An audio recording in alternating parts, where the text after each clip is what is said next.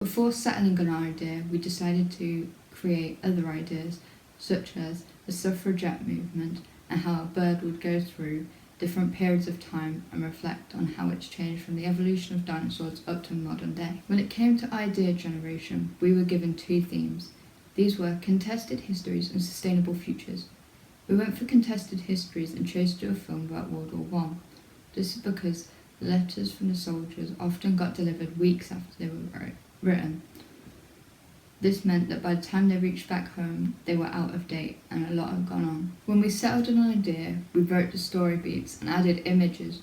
This made sure that we were hitting the key points within the story.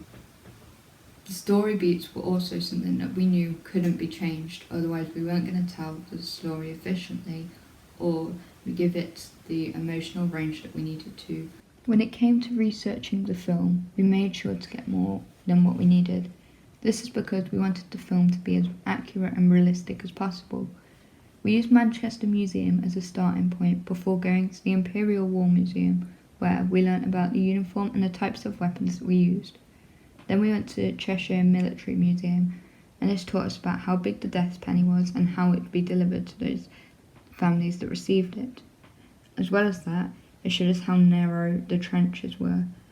This helped us when we were making our own sets. Finally, we contacted Holly, who had a collection of various items that had been used during World War I. When it came to set and puppet design, I took more of a back seat. With this being said, I still had a decision on how the puppets looked and what they were made out of. However, for future projects, I would like to get into set design and puppet design more, as this is a key part of the animation process. When it came to making sets, I still helped on the one. This was by using paper mache to build up the texture and layers of the battlefield as the camera pans over it. This is something that I enjoy doing, as it let me figure out how to make sets and how to make things look and feel a certain way. When it came to collaboration for this project, we did this in multiple ways.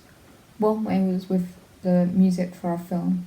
We worked with Faye, who started by figuring out what we wanted from our film. Then she made us a short exhibit, which we found was not quite right, which resulted in us needing to meet with her and give her some examples for her to better further understand our project. This is some of the first draft.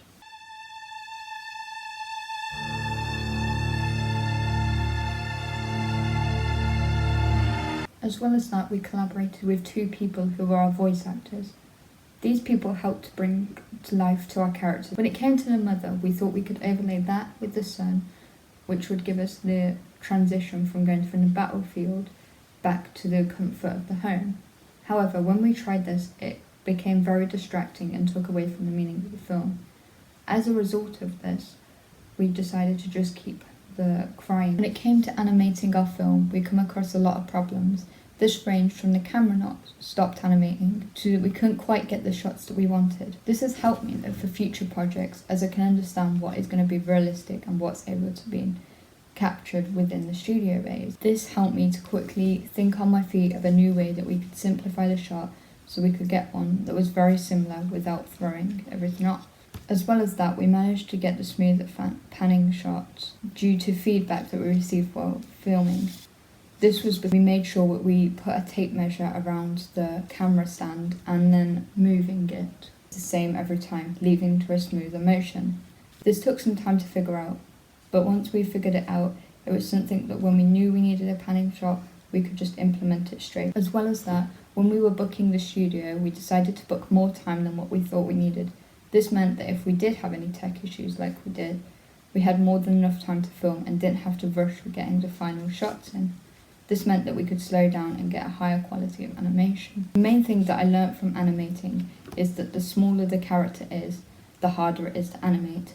An example of this is when the son was walking away from the mother and it was a small character. We ended up changing this so that we zoomed in more and used the bigger size puppets, as the smaller ones didn't have joints and it looked like it just wobbled across the screen. I have learned that sometimes having simpler shots are more effective than having complicated ones that aren't always achievable.